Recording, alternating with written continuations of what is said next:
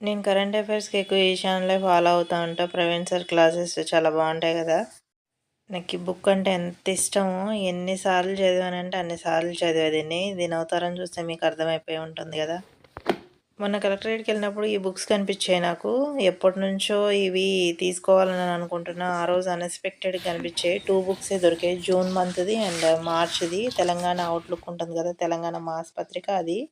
తర్వాత పిల్లల్ని స్కూల్‌కి పంపించేసి నేనైతే ఇక 9:00 నుంచి నాకు ఇంట్లో పనుంటుంది గదా! ఆ పనైతే చేసుకుంటున్నాను నేను. 4 డేస్ నుంచి బట్టలన్నీ అట్లనే ఉండిపోయాయి. తడిచిన బట్టల వరకైతే వాష్ చేస్తాను. ఇంకా చాలా బట్టలున్నాయి. అవైతే నేను వాష్ చేయలేదు. ఏకధాటిగా ఒకటే వర్షాలు పడటం వల్ల ఈ కిందంతా నేల తడిచిపోయి గచ్చంతా స్కిడ్ అవుతుంది నడుస్తా ఉంటే పొద్దున్నేనే పడేదాన్ని. కోతులు రాకపోతే ఇంత గలీజ్‌గా ఉండదు. కోతులు రావడం వల్ల చెట్టెక్కేసి ఒకటి కాదు పిల్ల కోతులుంటాయి. పిల్ల కోతులు ఎక్కి అదంతా ఎగరడం, దూకటం, కాయలు పచ్చికాయలు కింద పడేయటం. ఇదంతా రుద్దుకుంటూ కాలు జారుతుంది గదా! అందుకని జెప్పేసి రుద్దేసి అదంతా ఊడ్చుకుంటూ చాలా టైం పట్టింది. వర్షం చినుకులు పడుతుంది. చెట్టు కింద అయ్యేసరికి మీకంత తెలియట్లేదు. సన్నగా ఇట్లా తుప్పరా పడతానే ఉంది. ఇంట్లో ఉన్న హౌస్ వైఫ్‌లు చదువుకోవాలంటే అంత ఈజీ గాదు. పిల్లల్ని చూసుకునే వాళ్ళుంటారు కొంతమంది. మదర్స్ చూసుకుంటా ఉంటారు. లేతే అత్తగారు వాళ్ళు చూసుకుంటా ఉంటారు. ఇట్లా ఉద్యోగాల నిమిత్తం వేరే ఊర్లో ఉండేవాళ్ళకి చాలా కష్టం. మా హస్బెండ్ జాబ్ నిమిత్తం మేము ఇక్కడ ఉండాల్సొస్తుంది. అందుకనే పిల్లల్ని నేనే చూసుకోవాలి. ఇంట్లో పనులు నేనే చూసుకోవాలి. పని మనుషులు పెట్టుకునేంత కెపాసిటీ అయితే మనకి లేదు. అందుకని చెప్పి ఇంట్లో ఒకవేళ వాళ్ళని పెట్టుకున్నా గానీ మళ్ళీ మన పనికి మనకే ఉంటది. అందుకని చెప్పేసి నేనే చేసేసుకుంటా.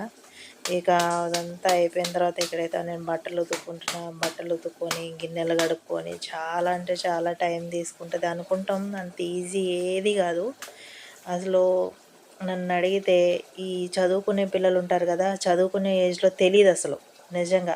చాలామంది ఎందుకు చదువుతున్నామో తెలీదు, ఏం చదువుతున్నామో తెలీదు, అసలు ఏమవుదాం అని ఒక గోల్ లేకుండా ఇంట్లో వాళ్ళు చదివిస్తున్నారు కాబట్టి చదువుతాం అంతే. తర్వాత మ్యారేజ్ అయిన తర్వాత అప్పుడు తెలుస్తది. బాధ్యతలనేయి అప్పుడు తెలిసొచ్చిన తర్వాత అప్పుడు నేను గూడా ఏదో ఒకటవ్వాలి అనేది అప్పుడు పుట్టుకొస్తదనమాట ఆలోచన మనకి. అప్పటిదాకా ఏది ఉండదు. నాకు మ్యారేజ్ అయ్యి ఇప్పుడు 10 ఇయర్స్ అవుతుంది. 10 ఇయర్స్ తర్వాత నాకు ఇంట్లో ఉన్న బాధ్యతలన్నీ ఎక్కువైపోయాయి. చూస్తే ఏదో ఒకటి ఇద్దరు కష్టపడాల్సిన సిచ్యువేషన్ వచ్చింది. ఇక అందుకని చెప్పి నేను గూడా ఇక జాబ్స్ నోటిఫికేషన్ రావడంతో మంచి హ్యాపీగా అనిపించింది. నేను గూడా ఏదో ఒకటి జాబ్ అనేది కొట్టాలి. మా హస్బెండ్‌కి కూడా ఇంట్రెస్ట్ అనమాట.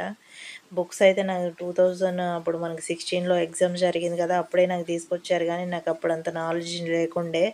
నేనప్పుడు అందులోను మా బాబు చిన్నోడనమాట. చాలా మంత్స్ బేబీ. అందుకని చెప్పి నేనంత కాన్సంట్రేషన్ చేసి నేనైతే చదవలేదు. ఎప్పుడైతే కేసీఆర్ గారు అసెంబ్లీలో అనౌన్స్ చేశారో, అప్పుడైతే నాకు ఎట్లైనా జాబ్ కొట్టాలి అని చెప్పి అసలు ఉద్యోగం వస్తదా? రాదా? ఇప్పుడు అవకాశం పోతే మళ్ళీ మళ్ళీ రాదని చెప్పి ఒకటే టెన్షన్ అనమాట నాకైతే. టెన్షన్ పడిపోయి బుక్స్ నా దగ్గర ప్రీవియస్ బుక్స్ ఉన్నాయి కాబట్టి నేను ఆ సిలబస్‌ని గ్యాదర్ చేసుకొని చదువుతా ఉండేదాన్ని. 1 ఆర్ 2 మంత్స్ తర్వాత ఏమైందంటే ఆ ప్రెషర్ ఎక్కువైపోయి అంటే ఈ 2 మంత్స్ ఎట్లా చదివా నేను ఒకటే ప్రెషర్ అనమాట. భయం. ఒకటే భయం. జాబ్ రాకపోతే ఎట్లా? పరిస్థితి ఏంది? ఒకవేళ రాదేమో అని టెన్షన్‌తో చదవటం వల్ల సరిగ్గా నిద్ర పట్టేది కాదు. నైట్ టైమ్‌లో కూడా లేచి సరిగ్గా నిద్రపోయేదాన్ని కాదు. అసలు ఎప్పుడు పడుకున్నానని చెప్పి అసలు పడుకునేదాన్ని కాదు. లేవడం అసలు బుక్ తీసుకొని పట్టుకోవడం, చదువుకోవడం, తర్వాత ఇంట్లో గబగబా పిల్లల్ని స్కూల్‌కి పంపించేసుకోవడం, మళ్ళీ చదువుకోవడం. ఇట్లా జరిగిందనమాట. ఆ టెన్షన్‌కి ఏమైందంటే ఇప్పుడు మనకు జా బోన్ ఉంటది కదా! చీక్స్ దగ్గర పై బోన్ ఉంటది కదా! పై దవడ అంటారు. అక్కడి నుంచి పైకి తలనొప్పి ఒకటే విపరీతమైన తలనొప్పి. తర్వాత మళ్ళీ మౌత్ ఒకటి ఇట్లా మాట్లాడుతున్నా గానీ, తర్వాత తినడానికి నోరు తెరవాలని చెప్పినా ఇట్లా నోరనేది ఓపెన్ చేస్తే చాలు. అది నొప్పొచ్చేదనమాట. అసలు ఓపెన్ చేయలేకపోయేదాన్ని. అది కాస్త సివియర్ అయిపోయి నాకు ఫీవర్ గూడా వచ్చింది. ఒక 3 డేస్, 4 డేస్ అసలు ఇదంతా నాకున్న టెన్షన్ వల్లే అని చెప్పి నాకర్థమైంది. ఆ బుక్స్ అవన్నీ ఆ పక్కన పెట్టేసి ఒక 3, 4 డేస్ అయితే నేను రెస్ట్ తీసుకున్నా. రెస్ట్ తీసుకున్న తర్వాత మళ్ళీ చిన్నగా స్టార్ట్ చేశా. ఇక ప్రెషర్ తీసుకోకుండా చదువుకోవాలి అనేది నాకర్థమైంది. చిన్న చిన్నగా ఎంత బాగా చదివానైతే నేనప్పుడైతే ఫస్ట్‌లో. ఇప్పుడైతే అసలు అందులో నేను 1% కూడా చదవట్లేదనే చెప్పాలి. 4:00 లేవడం, లేసిన తర్వాత ఫ్రెష్ అవ్వడం, ఫ్రెష్ అయిన తర్వాత కొద్దిసేపు మెడిటేషన్ చేసుకోవడం, చిన్న చిన్న ఎక్సర్‌సైజులు చేసుకునేదాన్ని. తర్వాత 1 అవర్ మాక్సిమం చదువుకునేదాన్ని. 5-6 వరకు చదువుకునేదాన్ని. తర్వాత ఇంట్లో పనులుంటాయి గదా! ఇంట్లో పనులు, పిల్లల్ని పంపించుకునేసరికి నాకు 8:30, 9 అయ్యేది.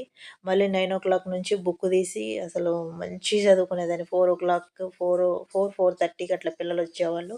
ఆ టైం వరకు నేను చదువుకుంటూనే ఉండేది. మ్యాక్సిమం టైం అనేది స్పెండ్ చేసేదాన్ని.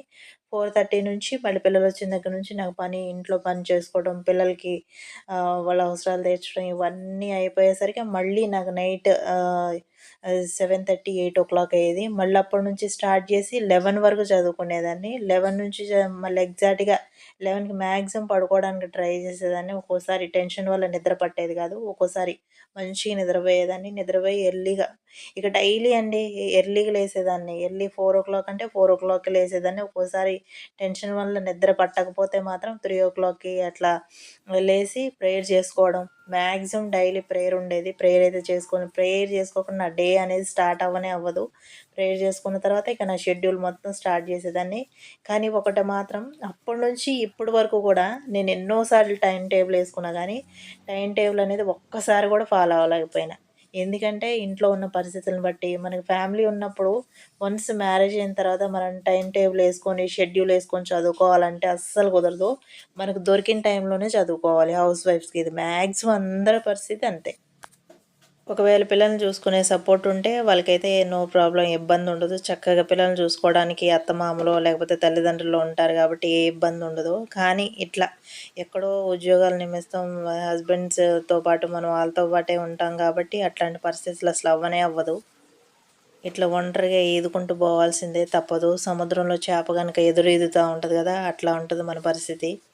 నన్నడిగితే ఇప్పుడు చదువుకునే పిల్లలెవ్వరైనా సరే, చదువు విలువ గానీ, ఉద్యోగాల విలువ గానీ తెలుసుకొని, మనకంటూ ఒక సెల్ఫ్‌గా సొంతంగా ఒక ఉద్యోగం ఉండాలి అని గోల్ పెట్టుకొని, ఒక ఉద్యోగం సంపాదించుకోకపోతే ఆ లైఫే వేస్ట్. ఎందుకు చెప్తున్నానంటే, వన్స్ మ్యారేజ్ అయిన తర్వాత అసలు చదువుకోవడం అనేది చాలా అంటే చాలా కష్టం. అవ్వనే అవ్వదు. ఇంట్లో బాధ్యతలన్నీ చూసుకుంటూ, పిల్లల్ని చదివించుకుంటూ, మనం చదువుకోవాలంటే అసలు ఎంతో కష్టతరమైందనేది నేను చెప్తా. ఎందుకంటే ఇది నేను ఫేస్ చేస్తున్నా కాబట్టి నాకిప్పుడు తెలిసొచ్చింది. నాకప్పుడు చదువుకునే టైంలో అంత జాబ్ కొట్టాలనేది అంత ఏమీ ఉండకపోయేది. కానీ ఇప్పుడు పిల్లల్ని చదివించుకోవాలన్నా, వాళ్ళకి మంచి భవిష్యత్తునివ్వాలన్నా మనకంటూ ఫైనాన్షియల్ సపోర్ట్ అనేది కంపల్సరీగా మనకంటూ మనమే బిల్డప్ జేసుకోవాలి. ఎవరివో జేస్తారు, ఎవరో వచ్చి ఇది జేస్తారని ఎవరి గురించి మనం ఎక్స్‌పెక్ట్ చేయకూడదు. ఈ బుక్ చూసారా? ఈ బుక్కుని చూస్తే మీకు అర్థమైపోతుంటది. ఎందుకంటే నేనెంత బాగా చదివా అనేది. నిజంగా చాలా సార్లు చదివా. ఈ బుక్ అంటే నాకు చాలా ఇష్టం. నా దగ్గర అకాడమీ బుక్స్ కూడా ఉన్నాయి. కానీ అవన్నీ చదవడం అంటే నా వల్ల అవ్వలేదు. అందుకని ఈ బుక్ చూసి ఒకసారి రివ్యూ చూసి నేను తెప్పించుకున్నా. చాలా అనిపిచ్చింది. సెకండ్ పేపర్‌లో సంబంధించిన హిస్టరీ ఉంది. తెలంగాణ హిస్టరీ. తర్వాత ఫోర్త్ పేపర్ అనేది మంచిగా అర్థమయ్యే రీతిలో ఉంది. చాలా అంటే చాలా బాగుంది. నాకైతే నచ్చింది. ఈ బుక్స్ అయితే నేను మొన్న కలెక్టరేట్ వెళ్ళాను కదా! ఖమ్మం కలెక్టరేట్ టూర్ కూడా మన ఛానల్‌లో నేను వీడియో అయితే పోస్ట్ చేశా. అప్పుడు వెళ్ళినప్పుడు నాకు ఇక్కడ కనిపించినాయి మాసపత్రిక, తెలంగాణ మాసపత్రిక ఉంటుంది కదా! ఒకటి జూన్ మంత్‌ది అండ్ మార్చ్‌ది రెండే దొరికాయి నాకు. 2 బండిల్స్ ఉంటే తీసుకొచ్చుకున్నా. అంటే ఈ బండిల్‌లో ఒక బుక్కు, ఆ బండిల్‌లో ఒక బుక్కు. జూన్ మంత్‌ది ఒకటి, మార్చ్ నెలదొకటి తీసుకొచ్చుకున్నా. బాగా అనిపించాయి. నేనెక్కువ ఆన్‌లైన్‌లో కరెంట్ అఫైర్స్ గురించి సార్ క్లాసెస్ ఇంటా. Praveen sir classes. ఇంతకుముందు షైన్ నుంచి బుక్ తెప్పించుకునేదాన్ని. ఎవ్రీ మంత్ తెప్పించుకోవడం నాకు కొంచెం ఇబ్బందిగానే అనిపిస్తుంది. మా హస్బెండ్‌ని కూడా ఇబ్బంది పెట్టడం ఎందుకని చెప్పేసి నేను సార్ క్లాసెస్ వింటూ ఉన్నా. ఈ రోజు నుంచయితే నేను ఫుల్ ఫ్లెడ్జెడ్‌గాని నేను చెప్పను. స్టార్ట్ చేస్తున్నా. ఫస్ట్ తెలంగాణ మూవ్‌మెంట్ ఉంది కదా! ఫోర్త్ పేపరు కామన్‌గా అందరూ స్టార్ట్ చేసేదే. నేనైతే స్టార్ట్ చేస్తున్నా. ఒక గోల్ అనేది ప్రస్తుతానికి ఏం పెట్టుకోలేదు. ఈరోజు ఇంత అని చెప్పి ప్రస్తుతానికైతే చాలా రోజుల తర్వాత బుక్ తీస్తున్నాను కదా! ఈ వీడియో గనుక మీకు నచ్చినట్లయితే లైక్ చేయండి, సబ్స్క్రైబ్ చేయండి. Thank you for watching. Bye friends.